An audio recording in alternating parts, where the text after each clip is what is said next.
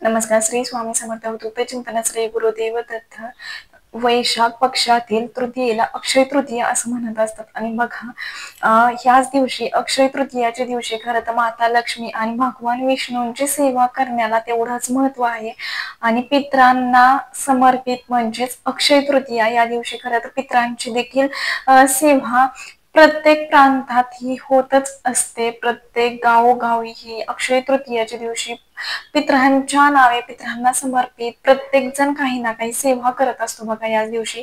पण ह्याच दिवशी अक्षय तृतीयाच्या दिवशी बघा, आपण माता लक्ष्मी आणि भगवान विष्णूंची ही देखील या दिवशी खरंच सेवा केलेली खूप प्रभावी मानली जाते. बघा, याच दिवशी खरं तर भगवान विष्णूंचं अवतार म्हणजेच परशुरामांचा जन्मदिवस देखील प्रकट दिन म्हणून म्हणजे जन्मदिवस प्रकट दिन म्हणून देखील साजरा केला जातो. पण ह्या वर्षी खर तर परशुरामांचा जन्म हा 29 एप्रिलला आलेला आहे. पण याच दिवशी खर तर परशुरामांचा जन्म झालेला होता. विष्णू स्वरूप विष्णू महाराजांचा अवतार असलेले परशुराम यांचा खर तर जन्मदिवस प्रकट दिन म्हणून खरं तर या दिवशी आपण साजरी करत असतो बघा. तर बघा, या दिवशी खरं तर अक्षय तृतीयाच्या दिवशी आपल्याला काही सेवा करायची आहे, काही उपाय करायचा आहे, जेणेकरून आपल्याही घरात माता लक्ष्मी आणि भगवान विष्णूंची अखंड कृपा राहून आपल्याही घरात माता लक्ष्मी स्थिर राहील आणि घराची भरभराट होऊन आपल्याही घरात सुख समाधान नांदेल. यासाठी आपल्याला या दिवशी काही सेवा करायच्या आहेत बघा. तर बघा, या दिवशी तुम्ही काही सेवा करायच्या तर ते मी तुम्हाला आज सांगणार आहे. तर व्हिडिओ नक्की कंटिन्यू करा. तर बघा, अक्षय तृतीयाच्या दिवशी खरं तर 3.5 मुहूर्तांपैकी एक दिवस म्हणजेच अक्षय तृतीया. आणि खरंच या दिवशी खरंच खूप सारे म्हणजे जे काही तुम्ही नवीन हे करणार आहात, व्यवसाय सुरुवात करणार असाल किंवा गाडी बंगला जे काही असेल तुमचं इच्छा, तर ते नव्याने सुरुवात करण्याचा दिवस म्हणजेच अक्षय तृतीयापासून खरं तर आपण प्रत्येक व्यवसायाला असं म्हणतात की अक्षय तृतीयाशिवाय म्हणजेच कधीच न संपणार असं म्हणजेच अक्षय तृतीया आहे बघा. या दिवशी खरं तर सोने चांदी चिमूटभर का होईना खरं तर खरेदी करावं. कारण असं म्हणतात की जे काही आपण सोने चांदी, जे काही आपण वस्तू किंवा जे काही आपण प्रॉपर्टी वगैरे खरेदी करतो ना, तर ते कधीच म्हणजे नाही का विकण्याची वेळ आपल्यावरती येत नाही, ते कधीच संपत नाही. असंच अक्षय तृतीया. तर बघा, या दिवशी आपल्याला माता लक्ष्मीची भगवान विष्णूंची खरं तर सेवा करायची आहे. तर सेवा काय करायची, तर बघा या दिवशी आपल्याला 7 पांढऱ्या कवड्या आणायच्या आहेत. तुम्ही त्या दिवशी देखील आणू शकता किंवा आदल्या दिवशी कोणत्याही धार्मिक दुकानामध्ये तुम्हाला ह्या कवड्या खरं तर भेटून जातील. तर ह्या कवड्या आपल्याला आणायच्या आहेत. 7 कवड्या आणायच्या, तर पांढऱ्याच कवड्या आणायच्या आहेत. तर ते घरी आणून आपल्याला दुधाने पाण्याने त्यावरती अभिषेक करून घ्यायचा आहे बघा. ते स्वच्छ करून घ्यायचे आहेत आणि स्वच्छ करून घेऊन मग त्याच्यानंतर आपल्याला जर तुमच्याही घरात केसर असेल तर 1 चमचाभर पाण्यात थोडासा केसर टाकायचा आणि त्या कवड्यात त्यातून खरं तर हे करून काढायच्या. म्हणजे ते केसराचा कलर पिवळा असतो तर तो त्याला लागला पाहिजे. जर केसर नसेल तर तुम्ही काय करायचं, 1 चमचाभर पाणी घ्यायचं आणि चिमूटभर थोडीशी हळद टाकायची आणि त्या कवड्यांना म्हणजे तो हळदीचा कलर येईल, पिवळा कलर येईल असा तुम्हाला हे करून घ्यायचं आहे बघा. त्याच्यानंतर त्या कवड्या म्हणजे नाही का स्वच्छता आपण सुरुवातीला करून घेणार. नंतर त्या कवड्या पिवळ्या करून घेतल्यानंतर बघा, तुम्ही डायरेक्ट म्हणसाल की पिवळ्या कवड्या आणल्या तर चालतील का, तर तसं नाहीये. आपल्याला पांढऱ्या कवड्या आणूनच पिवळ्या करायच्या आहेत बघा या दिवशी. त्याच्यानंतर आपल्याला काय करायचं आहे, पिवळ्या कवड्या झाल्यानंतर आपल्याला त्याची पंचोपचार पूजा करायची आहे कवड्यांची. तर कवड्या ह्या 7च आणायच्या आहेत. तर त्या कवड्या आपल्याला एका डिश मध्ये घ्यायच्या आहेत. कवड्यांना हळदी कुंकू अक्षता वाहून घ्यायच्या, धूपदीप दाखवायचा आहे आणि त्यानंतर आपल्याला सेवा करायची.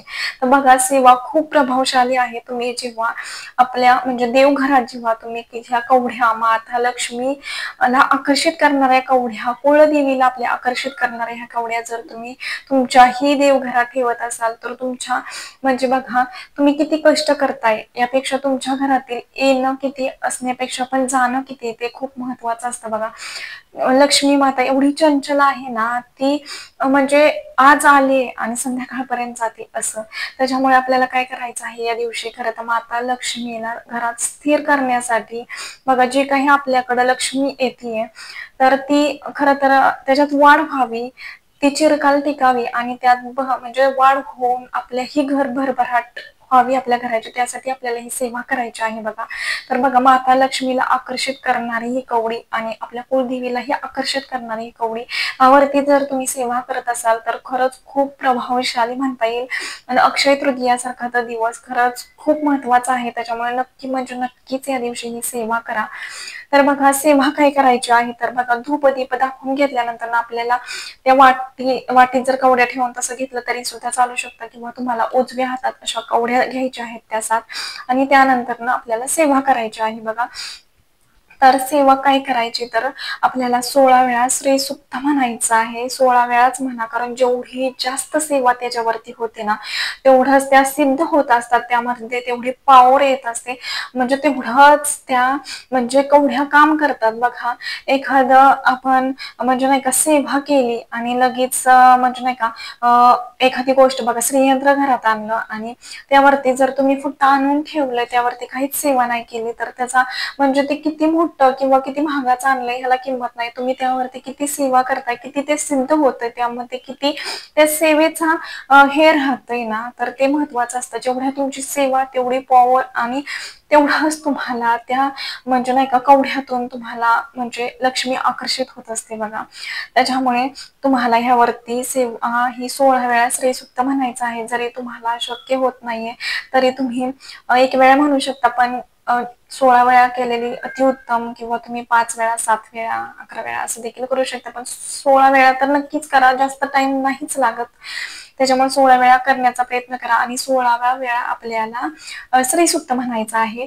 15व्या वेळा आपल्याला फक्त श्रीसुक्त पूर्ण म्हणायचं, फलश्रुती ही 16व्या वेळा म्हणायची. 16 वेळा आपल्याला म्हणजे फलश्रुती सकट म्हणायचं आहे. त्यानंतर बघा, व्यंकटेश स्तोत्र तुम्ही संस्कृत मध्ये खूप म्हणजे खूप सोपं आहे बघा. व्यंकटेश वासुदेव प्रदीपम हित विक्रमा सकर्षण निवृत्तेश शेषाधी प्रीती रेवच, म्हणजे छोटसच आहे पण तेवढाच खूप प्रभावशाली देखील आहे. जरी तुमच्याकडे प्राकृत मध्ये म्हणजे मराठीत असेल तरी सुद्धा तुम्ही वाचू शकता, पण संस्कृत मध्ये खरंच खूप छोटं आहे आणि सोपं आहे, तर ते तुम्हाला एकदा वाचायचं आहे. त्याच्यानंतर विष्णू गायत्री मंत्र, तर बघा, विष्णू गायत्री मंत्र असा आहे: ओम नारायणाय विद्महे वासुदेवाय धीमहि तन्नो विष्णू प्रचोदयात. तर ते सुद्धा तुम्हाला एक माळ करायची आहे. एक माळ करणं नाही शक्य तर 16 वेळा तरी म्हणायचं आहे तुम्हाला.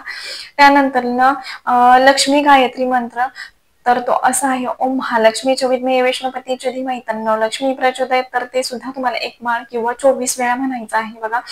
त्यानंतर ना तुम्हाला कुबेर मंत्र म्हणायचा आहे. तर तुम्ही जरी असं म्हटलं 24 वेळा किंवा एक माळ जर केली तरी खूप उत्तम.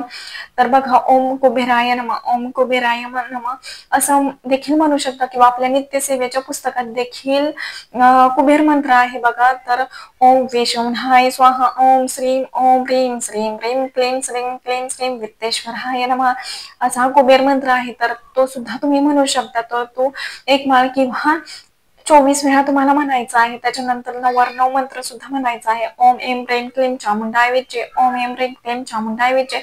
तर ते तुम्हाला एक माळ करायचीच आहे बघा. कुळदेवीची घालता येणं वर्णव मंत्र आहे, खूप प्रभावीशाली, त्याच्यामुळे ही माळ देखील आपल्याला एक माळ करायची आहे. त्याच्यानंतर ना आपल्या गुरूंना खरं तर विसरायचं नाही ही सेवा करत असताना, त्याच्यामुळे आपल्याला स्वामी महाराजांची देखील एक माळ करायची आहे.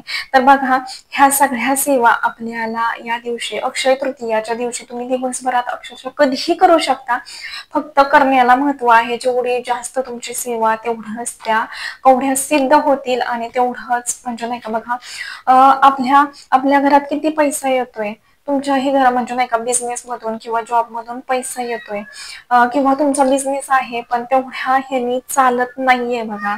त्याच्यानंतरला म्हणजे नाही का बिझनेस आहे खूप, म्हणजे त्याला ग्राहक भेटत नाहीयेत, जे काही पैसा येतोय तो फक्त असा वेस्ट जातोय, कोणत्या ना कोणत्या मार्गाने जात असेल.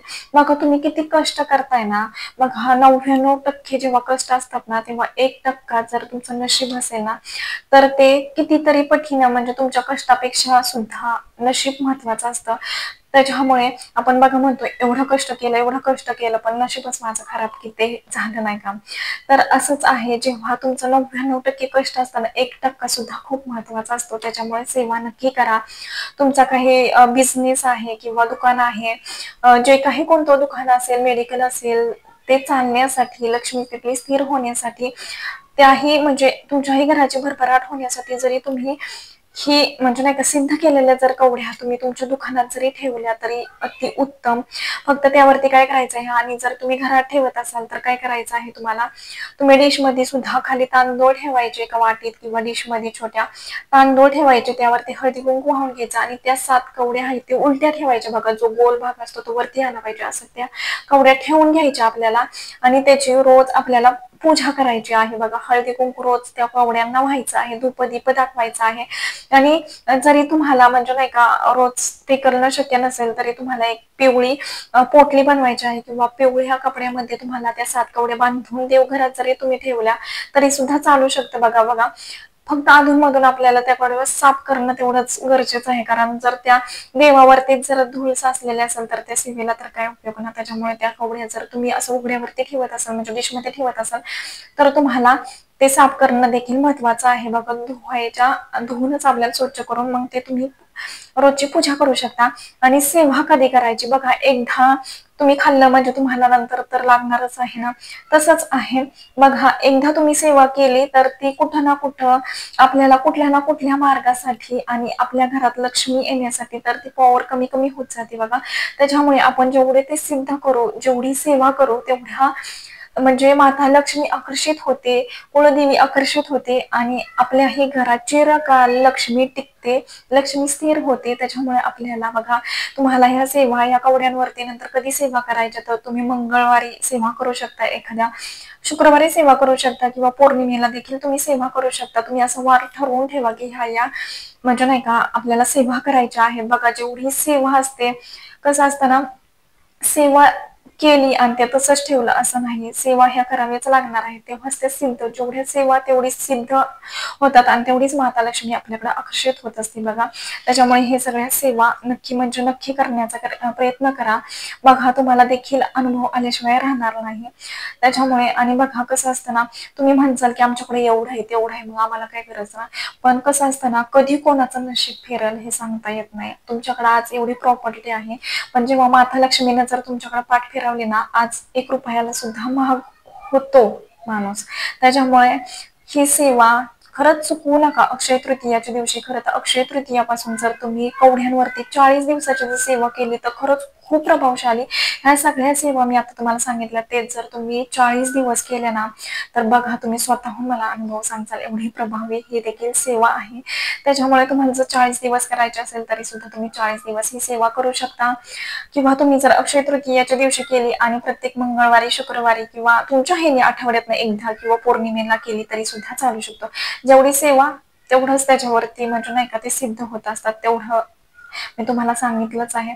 त्याच्यामुळे तुमच्या ह्याच्या तुम्ही सेवा करण्याचा प्रयत्न करा बघा. खूप म्हणजे खूप प्रभावशाली सेवा आहे, असं कधीच म्हणू नका की हे सेवेने हे होतं. ते तुम्ही जेवढ्या पॉझिटिव्ह ह्याने सेवा करताना तर तेवढंच ते आपलं काम होत असतं बघा. त्याच्यामुळे अक्षय तृतीयेच्या दिवशी ही सेवा नक्की म्हणजे नक्की करा. ह्या सेवेने बघा नक्कीच अनुभव आल्याशिवाय राहणार नाही. तर आतापुरतं एवढंच झालेली सेवा मी महाराजांच्या रुजू करते. व्हिडिओ आवडला असेल तर लाईक करा, शेअर करा आणि चॅनेलवरती नवीन असाल तर असंच नवनवीन व्हिडिओ पाहण्यासाठी चॅनेलला सबस्क्राईब करा. धन्यवाद. श्री स्वामी समर्थ.